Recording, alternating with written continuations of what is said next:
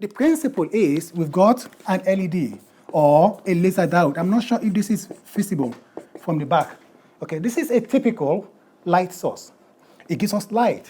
If you look at the transfer function for this, that is, I've got light as my output. What goes inside that is a current, or if you like, electrical signal. So I convert electrical signal into an optical signal. Depending on the type of light source you have, that will determine the shape of this curve. Let's go simple. If I have an LED, typically it goes like that. It's linear. The more electrical signal, the more light I get out of it. If that goes on, at some point, it's going to saturate. So I'm going to ignore that saturation. I say, okay, I'm still linear, okay? So, two things. From what we can see, if this is 0, the signal has got to be positive because light itself is real. So it doesn't have any negative aspect. So the signal that will carry your information has got to be positive. That is number one. Number two, that signal has also got to be real because light doesn't have imaginary part in this sense. You know, the intensity doesn't have. Light is an EM wave, electromagnetic. That is, I can write my light as E equals the electric field of it, okay? E to power j omega CT plus some phi, okay? I believe we're all familiar with this kind of very simple sinusoid. That is light. What we get here as intensity is the square, this one. So this is proportional to E modulo square. So we get the intensity. That is what we get here. That's why it's got to be real and it's got to be positive. Those two conditions must be met going forward. Now, how do I do that? Well, a very quick tutorial on light modulation. It's modulating. It is modulating, indeed. So, how do we do it? There are two ways when it comes to optical communication. I can get my light source. I don't know what's going on. Oh, okay, this is going into, it's okay, I'll come back to it. So I've got my light source. If I want this LED to turn on, all I've got to do is put a resistor there, okay, and supply some voltage. Here, bam, I've got light. But if I want to put data on top of that, then I've got to say, okay, the resistor is there to limit the amount of current, and I can put my information here. This is my message. You get the point?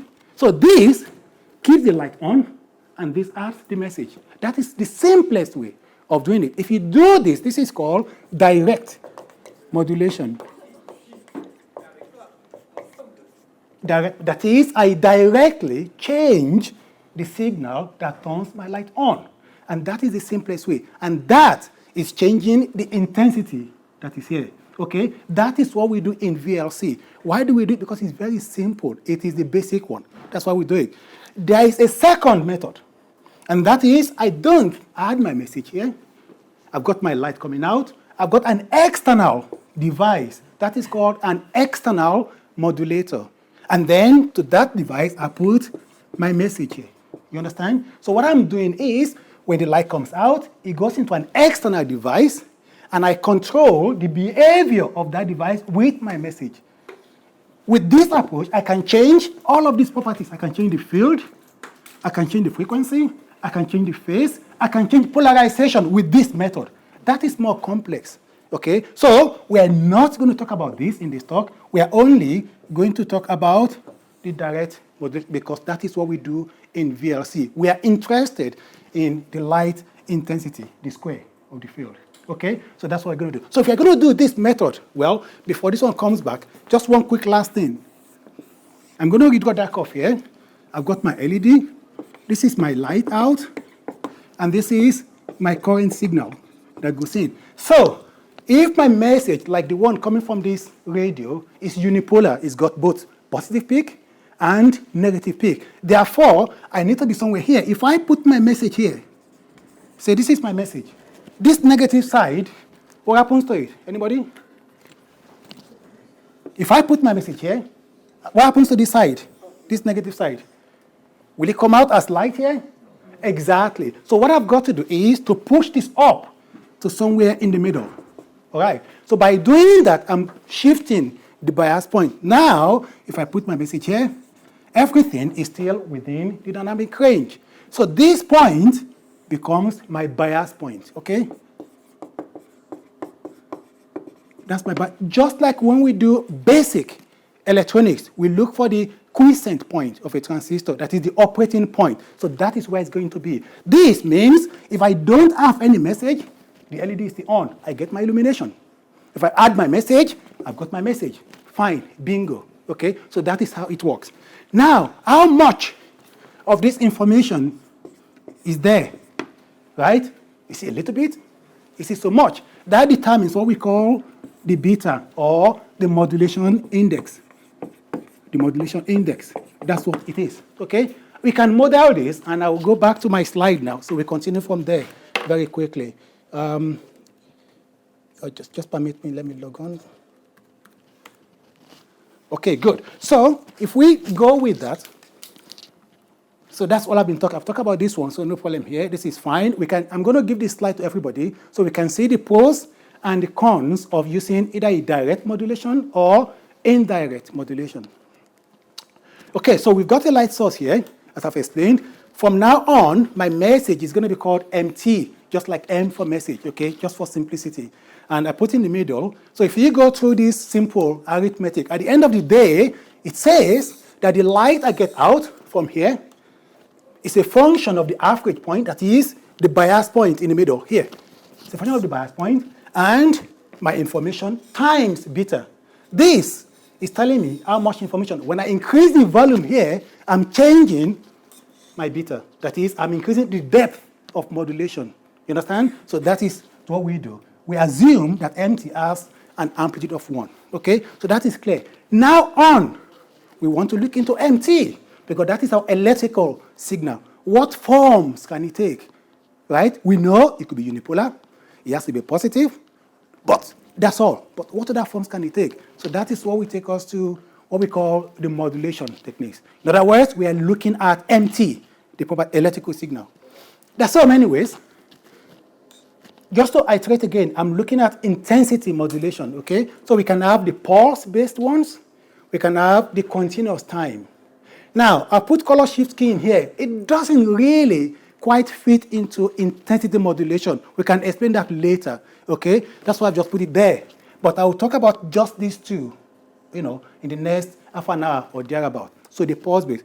Are we familiar with these ones, on-off keying? Like, show of hand a little bit? Very good. Are we familiar with this one? Show of hand a little bit? Exactly. In a nutshell, the process of modulating in RF or any type of communication is identical to here. The only thing is we have to make sure the signal is real and it's positive. That's all. That's the only difference. So when it comes to on-off keying, as the name implies, we turn the light on and off. That's all we have to do. We turn it on and off. So this is my cuff again. I can say my bit 0 is here. It could be low light or it could be completely off. And my bit 1 is up there. That is the maximum peak power. Very simple, very basic. There are different variants of on-off keying. We can have return to 0 or non-return to 0. I leave those ones out for now, okay? Just the basic thing there. Now, which is better? To have light at 1 and have 0 to be completely off, or to have some light at 0 and even more light at 1? Any takers? Which is better? Off to be completely, LED off completely, or to have some light for 0? Anybody? Why? Because we want to eliminate. Sorry? Sorry, could you tell the difference between no signal and signal 0? Okay, and yourself, young man? Because we need to illuminate, we need to have some level, Yeah. constant level of illumination. Okay. No? If this is fast enough, right, the average will be in the middle, isn't it? If it is fast enough. So if this were to be 0, off here, somewhere here, nothing, and this were to be up here, we have the huge distance between 1 and 0. So that's better from error performance point of view. So why do we need some light for 0 and not completely off? In case we have some problem in the circuit transmitter, it's ground, we can now detect the 0 in that case. Maybe no. More tolerant to the ambient light? Tolerant to the ambient light? Maybe not. That's not what I'm looking for. Last one. Probably to keep the diode in its linear region. To keep, sorry? Anything diode in its linear region? Not necessarily. The main point is because of the LED. You get the most bandwidth from the LED when it's at constant, power, when it's not completely off. There's something called the relaxation time, that is for it to come back. Because don't forget, in an LED, you have electrons, particles moving. If it is off, they are asleep. To wake them up, it takes some inertia. But when it is, just on, then the particles are moving all of the time. So the relaxation time is shorter, so you get more bandwidth. That's just the only difference. And that's why we talk about the extinction ratio, in communication. Okay? So I thought I would just throw that in. So we can work out what the spectral efficiency is. In other words, how well are we using the bandwidth when you have an on-off keying? So to do this, I'm just going to do a very, very simple and quick maths here, okay, for bandwidth. Now, if I have a pulse, say a pulse of duration t, and this is my xt or mt, if I go into the frequency domain, right, this one transforms, what will be the shape? Exactly, thank you. So we have a sync pulse, like that. So what would be the first cosine, the first zero cosine? Anybody? There's a prize. My wallet is coming out. Yes? The first cosine here? Exactly, 1 over t. Do we agree? No, I disagree. It's half of 1 over t at the first cosine. Okay? And that tells me at the first cosine, if I use that as my bandwidth, so if I have t as my pulse duration, that means my Rs is 1 over t, then my bandwidth becomes 1 over 2 times Rs. We know that also from Nyquist, from basic communication systems. Okay? You can transmit at twice in baseband, twice the amount of bandwidth without any ISI, provided you use pulse shaping. You understand? So that's what I've used, So that is the basic I'm using for here. So I want my bit rate divided by the total bandwidth. Bandwidth is half of the bit rate, or symbol rate in this case. So that's why for my on-off keying, I get my efficiency to be 2 bits per second. This is baseband. And I'm assuming I'm doing pulse shaping, or my bandwidth is at the first, crossing. Okay? So that's how I got that. We can do that for all the different modulation techniques. So I move on. Next one, ppm. Are we familiar with this, so we don't waste time on it? Yeah? Everybody comfortable with ppm? Again, we look at the same concept. How do we find the spectral efficiency? We do exactly the same thing. We define the chip rate, we go through that, and this is the expression for the spectral efficiency. Clearly, if you compare that of on-off keying with that of ppm, we can see that this value is always bigger than that of the on-off keying. In other words, the spectral efficiency of on-off keying is better, yes? Why that of ppm is very poor. This value is always going to be greater than the denominator, okay? So that's less than 1, all right? So that ppm has a poorer spectral efficiency. Basically, the pulse is very narrow, and then because of time and frequency inverse relationship, so it becomes bigger, okay? Next one, PALM. Familiar with PALM? Are we familiar with PALM? So we use different levels. This is a multi-level modulation. We use different levels for different information. So this is just 4 levels, 2 bits, and then in a way, that's the way that works. We can do exactly the same thing if you work out the spectral efficiency using the same method. We see that for NPALM, the efficiency is 2m.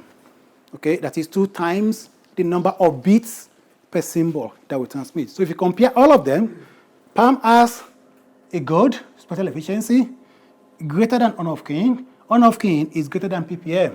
I mean, ppm is the poorest when it comes to spectral efficiency. But that's not all. We can also look at their energy efficiency, okay? And quickly, the way I want to do that is that how much energy do I need to send 1 bit of information? That's one way of looking at it. So if I calculate all of that, how much energy for 1 bit? And I compare for all the 3. I've got the equations there. They're very straightforward. If you have any questions, please get back to me. They're very straightforward. For on-off keying, it's half, because I've assumed if I transmit 0, it's off completely. And this is what I need for a 1. So I do 0.5 because I'm looking for the average between them. So I get this value for on-off keying. For ppm, follow the same process, I get this value. But because I'm dividing by L, L can be bigger than 2. Therefore, the amount of energy for ppm is going to be far smaller than that of 1 of k because of the value of L. L can be more than 2. Okay? Does that make sense? Good. So that's why we got that.